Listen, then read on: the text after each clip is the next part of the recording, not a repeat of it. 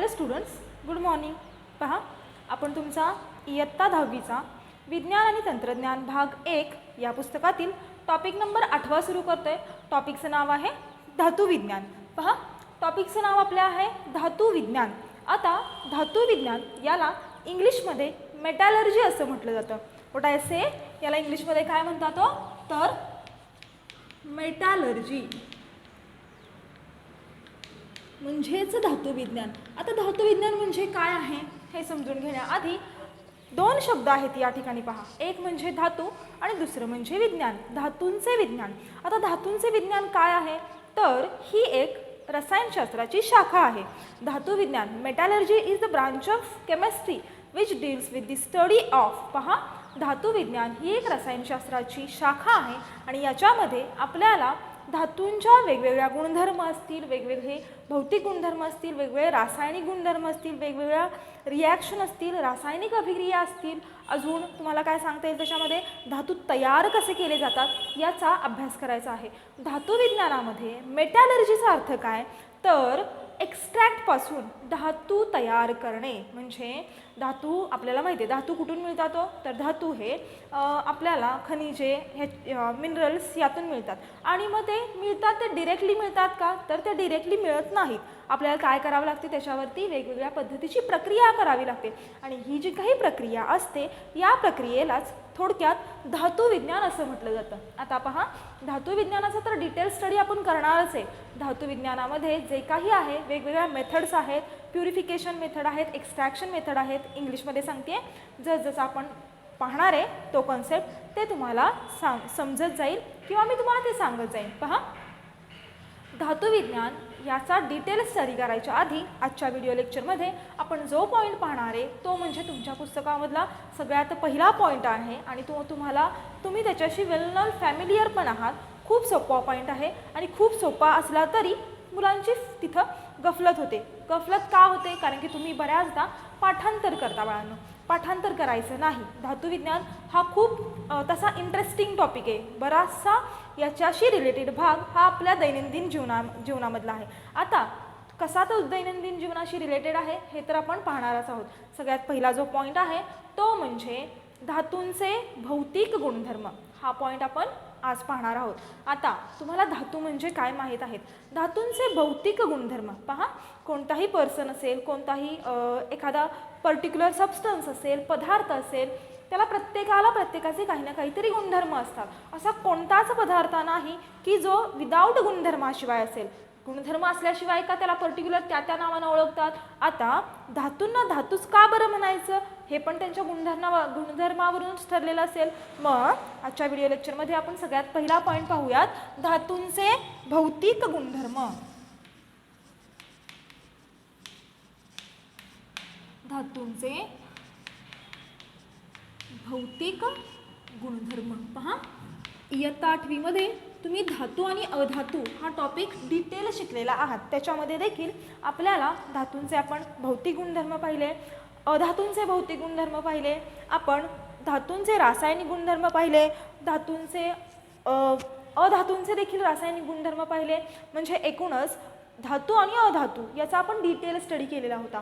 त्याच्यामध्ये आणखी आपण राजवायू कोणाला म्हणायचं हे पाहिलेलं होतं. क्षरण म्हणजे काय आहे, या वेगवेगळ्या प्रक्रियांचा आणि पद्धतींचा आपण अभ्यास केलेला आहे. पहा, तुमच्या पुस्तकामध्ये धातुविज्ञान या टॉपिकमध्ये जो सगळ्यात पहिल्यांदा दिलेला पॉईंट आहे तो म्हणजे आहे धातूंचे भौतिक गुणधर्म.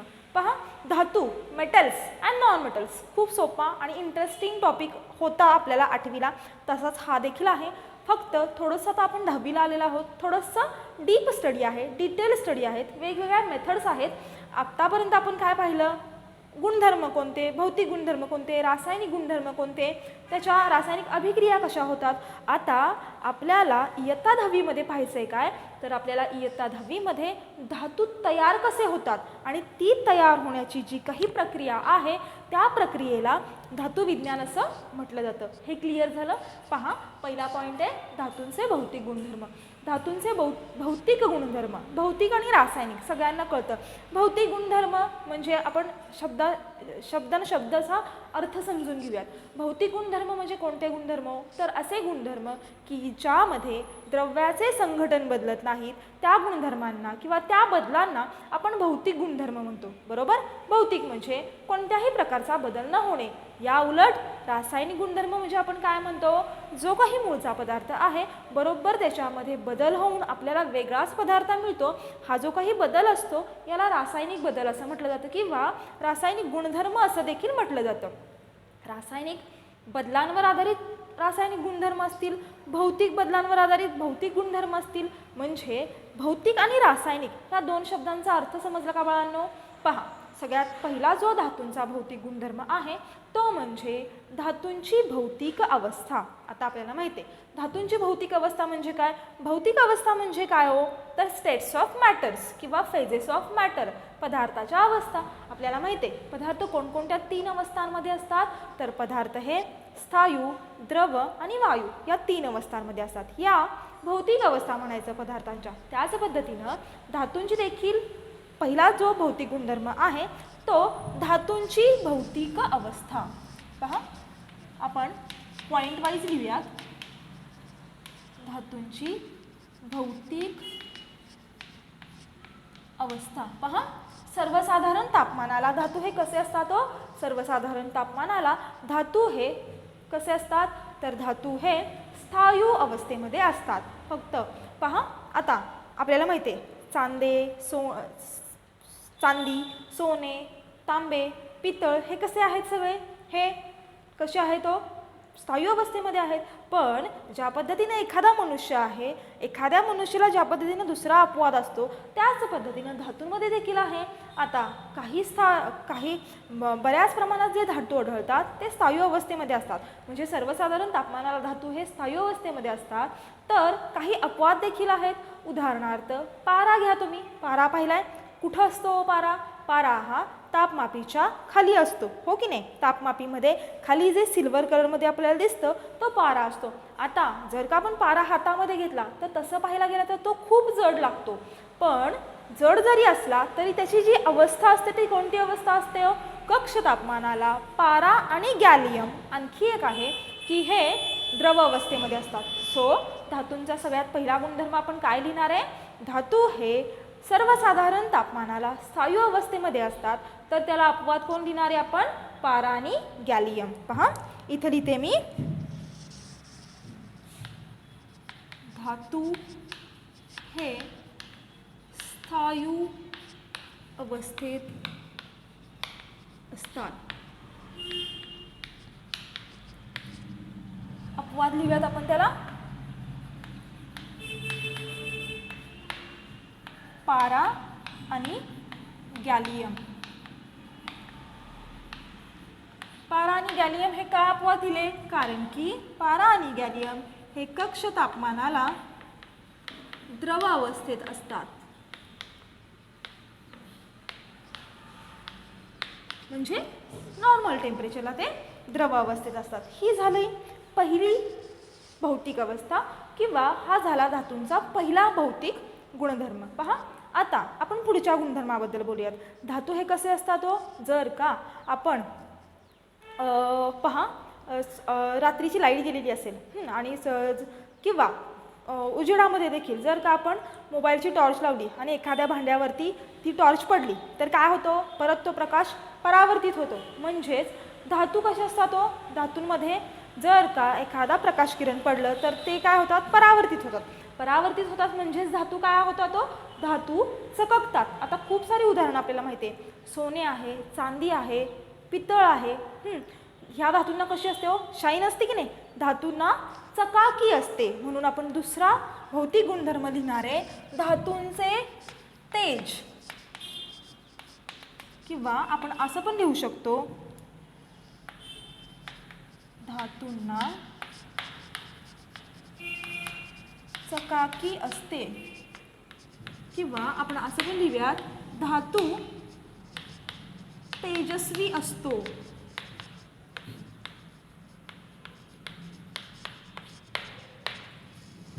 शाईन करतात की नाही धातू? पहा, आपण तिसरा भौतिक गुणधर्म पाहूयात. तो म्हणजे आता स्थायू अवस्था झाली, चकाकी असते. पहा, जर का एखादा धातू तुम्ही घेतलात, एखादं स्टीलचं भांडं घेतलेलं आहे, एखादं पितळेचं भांडं घेतलेलं आहे, एखादी मोठी अशी स्टीलची गदा घेतलेली आहे आणि तुम्ही तिला दाबताय, इझिली दबेल का होती? किंवा तुम्ही असं धातूचं भांडं घेतलं आहे आणि स्टीलची एखादी डिश वगैरे घेतली आहे घरातली आणि ती अशी प्रेस केली आहे, प्रेस झाली आहे का? होते प्रेस? नाही होत. म्हणजेच आपण काय सांगू शकतो, धातू हे कसे असतात? कठीण असतात. आणखी आपण भौतिक गुणधर्म लिहूयात. काठिण्यता.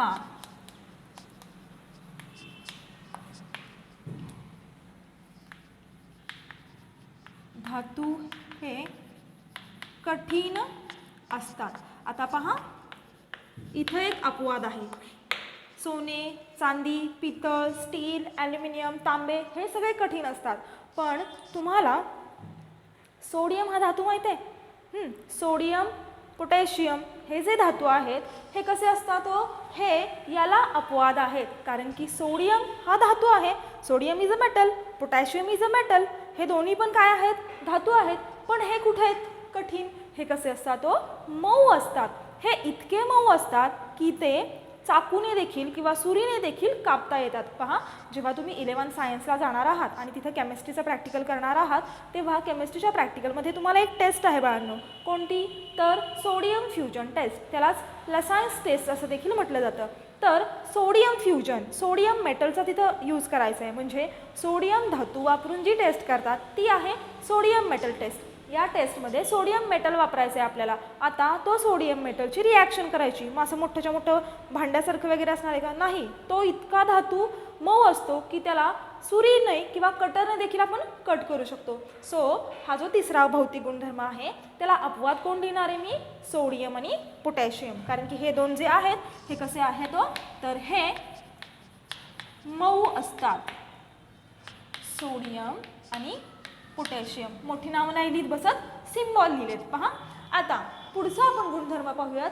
गुणधर्म नंबर 4 तो असा आहे की तन्यता. पहा, शब्दाचा अर्थ काय आहे? तर तन्यता. आता तन्यता म्हणजे काय? तन्यता म्हणजे या शब्दाचा अर्थ आहे त्यापासून ओढून तारा बनवता येणे. ओढून तारा बनवता येणे. पहा, तुम्ही सोनाराच्या दुकानात गेले, सोने आणि चांदीच्या त्या दुकानामध्ये आपल्याला तिथं पाहायला मिळतं काय होतं? त्या सोन्यापासून वेगवेगळ्या पद्धतीचे जसं हवं तसं काय करता येतं आपल्याला? मोल्ड करून पाहिजे ती डिझाईन करता येते. म्हणजेच आता फॉर एक्झाम्पल सोन्याची चेन ही काय आहे?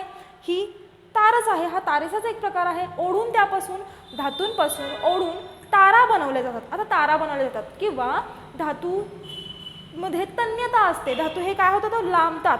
धातू हे ताणले जातात आणि त्यापासून ताणल्यामुळं ओढून त्यापासून तारा बनवल्या जातात. पहा, ज्यावेळेस सुरुवातीला नवीन असताना ही जी चेन होती माझी ही एकदम छोटी होती, म्हणजे वरती होती हाईट. आता ती ताणून ताणून ताणून लांब होत होत इथंपर्यंत आलेली आहे. म्हणजे माझ्या चेनीचं काय उदाहरण तुम्ही तुमच्या घरातल्या देखील एखाद्या दागिन्याच्या बाबतीत असं बघत असाल.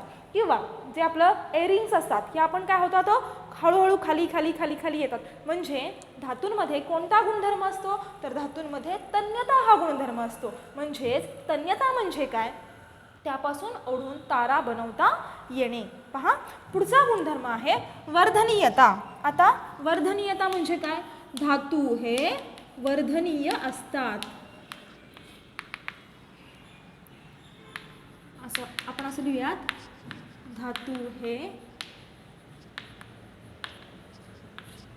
वर्धनीय असतात. आता पहा, वर्धनीयता म्हणजे काय? वर्धनीयता म्हणजे पहा, तुम्ही तेलाचे डबे असतात मोठमोठे, पत्र्याचे डबे असतात.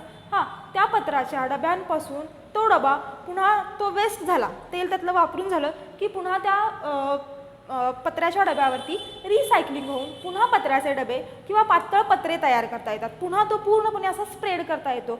हा जो काही गुणधर्म आहे याला म्हटलं जातं वर्धनीयता. म्हणजेच काय हो? तर धातू जे असतात त्या धातूंपासून ठोकून त्यांचे पातळ पत्रे तयार करता येतात. त्यालाच म्हणायचं वर्धनीयता. सो आपण इथे लिहूयात, ठोकून पातळ पत्रे तयार करणे हा जो गुणधर्म आहे याला वर्धनीयता हा गुणधर्म म्हणायचा. पहा जो पुढचा गुणधर्म आहे महत्त्वाचा आहे. पहा उष्णतेचे वहन. आता तुम्ही हे शिकलेलं आहात, सगळं झालेलं आहे, फक्त परत एकदा रिवाइज करते आणि हे विसरायचं नाही कधीच. पहा उष्णतेचे वहन आपल्याला माहीत आहे धातू कसे असतात. धातू हे धातूंमधून उष्णतेचे वहन होते. डिरेक्टली मी सांगते तुम्हाला, जास्त आडेवेडे न घेता. कसे उष्णतेचे वहन होते पहा. समजा तुम्ही चहाचा कप घेतलेला आहे, गरम चहा आहे, चहाचा कप आहे आणि तुम्हाला वरून साखर घालायची सवय आहे किंवा हलवायची सवय आहे, वरून साखर घ्यायची सवय आहे. थोडा वेळ त्या चहामध्ये जर का तुम्ही त्या गरम चहामध्ये तो स्टीलचा चमचा ठेवला तर तुम्हाला काय ऑब्झर्वेशन मिळतं बाळांनो. आपल्याला असं पाहायला मिळतं की एक 5-10 मिनिटांनी अगदी गरम चहामध्ये तो धातूचा चमचा गरम झालेला आपल्याला जाणवतो. काय होतं म्हणजेच तो धातू असल्यामुळं उष्णतेचे त्यातून वहन झाले. काय झालं, गरम चहामध्ये असणारी जी काही हीट होती, जी काही उष्णता होती, ही धातूच्या त्या चमच्यामध्ये आली. म्हणजेच इथं आपण काय लिहू शकतो, धातू हे उष्णतेचे सुवाहक असतात. ओके, आपण इथं लिहूयात धातू हे उष्णतेचे सुवाहक असतात. उदाहरणार्थ आपण लिहूयात सोने आहे, चांदी आहे, सोने, चांदी, अजून काय लिहूयात पितळ, ॲल्युमिनियम, रेग्युलर यूजमध्ये वापरतो की नाही आपण ही भांडी, या सगळ्यांमधून काय होतं तर उष्णतेचे वहन अगदी सहजपणे होते. नेक्स्ट आहे विद्युत वहन किंवा विजेचे वहन असं म्हटलं तरी चालेल.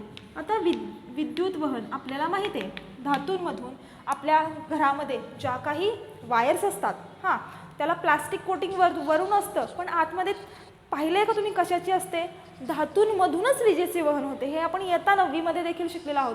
कारण की धातूमध्ये कसे इलेक्ट्रॉन असतात, धातूंमध्ये मुक्त इलेक्ट्रॉन असतात आणि धातूच्या बाह्यतम कक्षेमध्ये असणाऱ्या मुक्त इलेक्ट्रॉनमुळं धातूंमधून विजेचे वहन इझिली होते. म्हणजे धातू हे विजेचे उत्तम सुवाहक असतात. म्हणजे उष्णता आणि वीज यांचे सुवाहक कोण असतात तर धातू असतात. आता पहा, तर त्या प्लॅस्टिक कोटिंगच्या आतमध्ये तुम्ही ती कोटिंग कधी तोडून पाहिलेली आहे, त्याच्यामध्ये आतमध्ये कसल्या तारा असतात, त्याच्यामध्ये आतमध्ये तांब्याच्या तारा असतात. म्हणजे तिथं देखील काय होतं धातूच वापरले जातात. सो आपण इथे लिहिणार आहे धातू हे विजेचे उत्तम सुवाहक असतात. धातू हे विजेचे उत्तम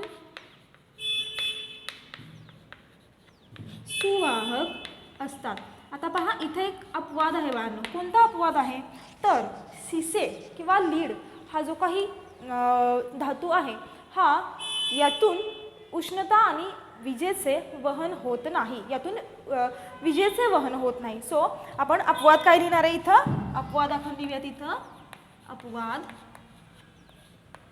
शिसे किंवा यालाच काय म्हटलं जातं लीड असं म्हटलं जातं. पहा गुणधर्म नंबर 8 जो 8वा गुणधर्म आहे तो असा आहे की धातूंची घनता, म्हणजेच यालाच डेन्सिटी असं देखील म्हटलं जातं. पहा धातूंची घनता ही अति उच्च असते. म्हणजे धातू हे अति उच्च घनतेचे असतात. सो आपण इथे लिहूयात धातूंची घनता, धातूंची घनता अति उच्च असते. आता त्याच्यामध्ये अपवाद आहेत पहा, जे नॉर्मली जर का सगळे आपण धातू पाहिले तर त्यांची घनता कशी असते ही अति उच्च असते. पण सोडियम, पोटॅशियम आणि लिथियम हे जे काही आहेत 3 धातू, या 3 धातूंची घनता ही पाण्यापेक्षा कमी असते. सो आपण इथे लिहूयात अपवाद सोडियम, लिथियम,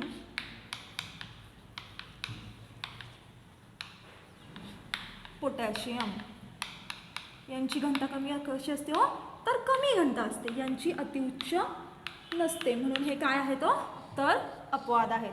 आता पुढचा पॉईंट आहे, धातूचे जे आपण भौतिक गुणधर्म बघतोय त्यातला नेक्स्ट गुणधर्म आहे तो म्हणजे द्रवणांक आणि उत्कलनांक. द्रवणांक आणि उत्कलनांक म्हणजेच याला इंग्लिशमध्ये melting points and boiling points असं म्हटलं जातं. द्रवणांक मेल्टिंग पॉईंट, उत्कलनांक बॉइलिंग पॉईंट. पहा आता द्रवणांक आणि उत्कलनांक, जर का धातूंचे द्रवणांक आणि उत्कलनांक पाहिले तर हे देखील अतिउच्च असतात. म्हणजे धातूंचे मेल्टिंग पॉईंट आणि बॉइलिंग पॉईंट, धातू हे उच्च तापमानाला मेल्ट होतात आणि उच्च तापमानालाच ते काय होतात, बॉईल पण होतात. म्हणजेच आपण काय लिहिणार आहोत तर द्रवणांक हे अतिउच्च असतात.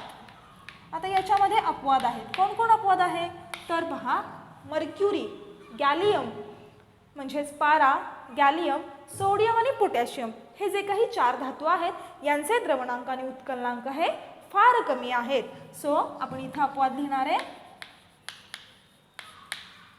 मर्क्युरी, सिम्बॉल लिहिते पहा, संज्ञा लिहिते गॅलियम, नावं लिहित बसत नाही, सोडियम आणि पोटॅशियम. प्रत्येकाच्या मी या ठिकाणी काय लिहिलेले आहेत, संज्ञा लिहिलेल्या आहेत.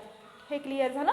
आणि 10वा आणि सर्वात महत्त्वाचा गुणधर्म, धातूंचा भौतिक गुणधर्म, तो म्हणजे नादमयता. आता नादमयता म्हणजे काय पहा, नादमयता, धातू हे नादमय असतात. पहा,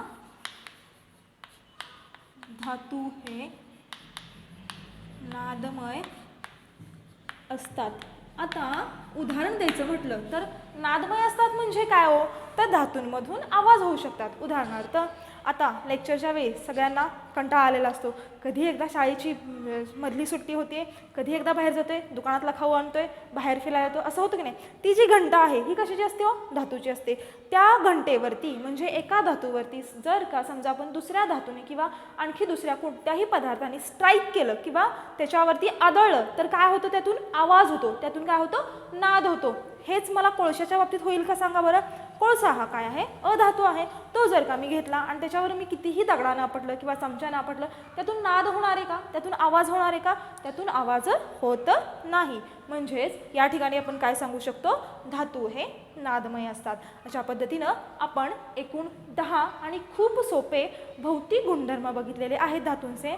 आय होप तुम्हाला लक्षात आलेले असतील आणि हे आपण शिकलेलो आहोत. पण हे तुमच्या पुस्तकातला हा पहिला पॉईंट आहे.